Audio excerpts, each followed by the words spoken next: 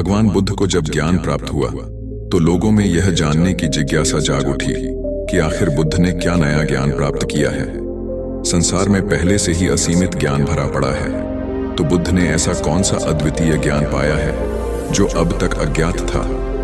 एक दिन एक व्यक्ति बुद्ध के पास आया और कहा, हे बुद्ध, मैं एक विद्वान हूँ। मैंने सभी शास्त्रों का अध्ययन किया है, वेद पुराणों का गहन अध्ययन किया है, ध्यान में लीन रहा हूँ। सुना है कि आपको भी ज्ञान की प्राप्ति हुई है।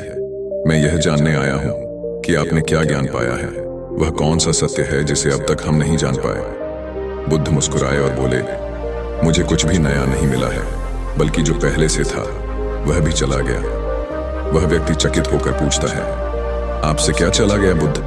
बुद्ध ने उत्तर दिया, लोभ, मोह, माया, लालच, ईर्ष्या, क्रोध, कामना, इच्छाएं, वासनाएं, ये सब मुझसे दूर हो गए हैं। वह व्यक्ति फिर पूछता है, तो फिर आपने क्या पाया बुद्ध? बुद्ध मुस्कुराकर कहते हैं, कुछ भी नहीं। इस पर व्यक्ति फिर कहता है, तो फिर लोग क्यों कहते हैं कि आपको ज्ञान प्राप्त हुआ है? क्या आपने वास्तव में ज्ञान प्राप्त नहीं किया? बुद्ध ने उत्तर दिया, मैंने ज्ञान प्राप्त नहीं किया। ज्ञान तो हर जगह विद्यमान है, हर कण में व्याप्त है, उसे पाने की आवश्यकता नहीं होती। मैंने केवल अपना अज्ञान खो दिया है। जब अज्ञान दूर हो जाता है तो क्या बचता है? मैंने सब कुछ छोड़ दिया।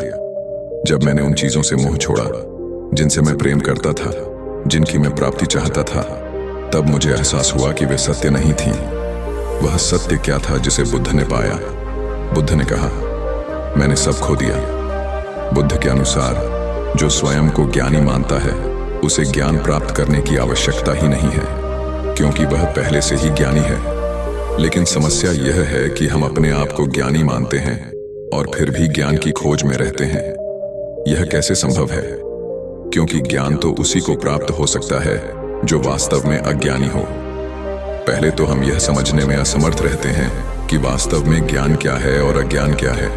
यदि हम इसे गहराई से समझने का प्रयास करें तो यह स्पष्ट हो जाएगा कि जिसे हम ज्ञान समझ रहे हैं वह वास्तव में अज्ञान ही है। हमारा तथाकथित ज्ञान ही हमारा अज्ञान है। उदाहरण के तौर पर हमारा ज्ञान कहता है कि हम सांस लेते हैं और इसीलिए जीवित रहते हैं। लेकिन यदि आप ध्यानपूर्वक विचार करें तो पाएंगे कि हम वास्तव में कभी सांस नहीं लेते। सांस तो अपने आप चलती रहती है। अगर हमें सचमुच सांस लेने और रोकने का नियंत्रण होता तो हम जब चाहें इसे रोक सकते थे और फिर शुरू कर सकते थे। एक और उदाहरण देखें, हमारा समाज चाहे अमीर हो या गरीब, भावनाएं सबकी एक जैसी होती हैं। हर कोई क्रोध करता है, प्रेम करता है, स्वार्थी होता है और एक दूसरे से आगे बढ़ने की कोशिश करता है। इतिहास में कई बड़े राजा और सम्राट अपनी प्रतिष्ठा बचाने के लिए बहुत कुछ नष्ट कर चुके हैं, लेकिन आज वे राजा और सम्राट नहीं रहे। उनकी जगह अब हम हैं जो वही गलतियां दोहरा रहे हैं। जो कुछ एक राजा करता है वही एक गरीब व्यक्ति भी करता है। दोनों अपनी इज्जत बचाने के लिए किसी भी हद तक जा सकते हैं। अंततः चाहे वह सम्राट हो या गरीब, दोनों एक ही स्थिति में अपने प्राण त्यागते हैं। एक सम्राट युद्ध के मैदान में अपने प्राण त्याग सकता है, जबकि एक गरीब व्यक्ति अपनी झोपड़ी के बाहर खुले आसमान के नीचे अंतिम सांस ले सकता है। फिर भी हम खुद को ज्ञानी समझते हैं, लेकिन उन सभी से कुछ भी नहीं सीख पाते। हम वही गलतियां बार बार दोहराते हैं जो पहले भी हो चुकी हैं, और उनके परिणाम भी हमें मालूम होते हैं। फिर भी हम उन्हीं रास्तों पर चलते रहते हैं। इसी कारण बुद्ध कहते हैं कि हम अज्ञानी हैं, क्योंकि हमारा जो ज्ञान है वह वास्तव में अज्ञान है। हमारा सत्य परिस्थितियों, समय और स्थान के साथ बदल जाता है। जो सत्य भारत में सही माना जाता है वह किसी और देश में गलत हो सकता है। लेकिन प्रेम और करुणा ऐसे सार्वभौमिक सत्य हैं जो हर जगह और हर स्थिति में एक समान होते हैं, चाहे वह इंसान हो या जानवर। जैसे एक माँ अपने बच्चे से जो प्रेम करती है वह जाति, धर्म और शारीरिक भिन्नताओं से परे होता है। इसी कारण बुद्ध प्रेम और करुणा की बात करते हैं। लेकिन बुद्ध जिस प्रेम और करुणा की बात करते हैं, हम अक्सर उसे सही मायने में समझ नहीं पाते। हम भी प्रेम करते हैं, लेकिन क्या वह वास्तव में प्रेम है? एक पति कहता है कि वह अपनी पत्नी से बहुत प्रेम करता है, लेकिन कुछ समय बाद वही पति अपनी पत्नी की हत्या कर देता है। यह कैसे संभव है कि जहां प्रेम था वहां अब क्रोध ने स्थान ले लिया? क्योंकि वहां असली प्रेम था ही नहीं। सिर्फ शारीरिक आकर्षण था जो समय के साथ बदल गया। हम अपने व्यवहार और प्रेम को कहां से सीखते हैं?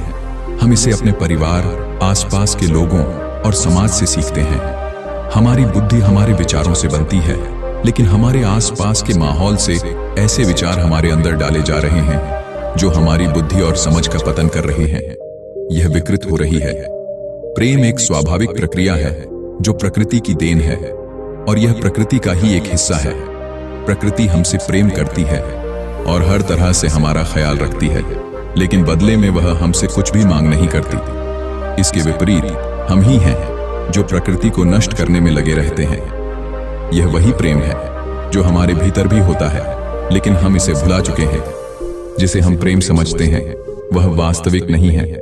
वह एक बनावटी और स्वार्थपूर्ण प्रेम है जिसे हमने समाज और अपने आसपास के लोगों से सीखा है। समाज जैसा दिखाता है हम वैसे ही बनना चाहते हैं, अपनी असली पहचान को खोकर। हमने अपनी आंखों पर एक पट्टी बांध रखी है, दिखावे और समाज की नकल करने की पट्टी। इस कारण हम अपने अंदर के सत्य को देखने से कतराते हैं, या फिर यूं कहें कि हम इतने व्यस्त हो गए हैं कि हमें यह सोचने का समय ही नहीं मिलता कि हम जो कुछ रोज कर रहे हैं उससे अलग कुछ और भी किया जा सकता है। हमें अपनी सामाजिक बुद्धि को थोड़ी देर के लिए किनारे रखना चाहिए।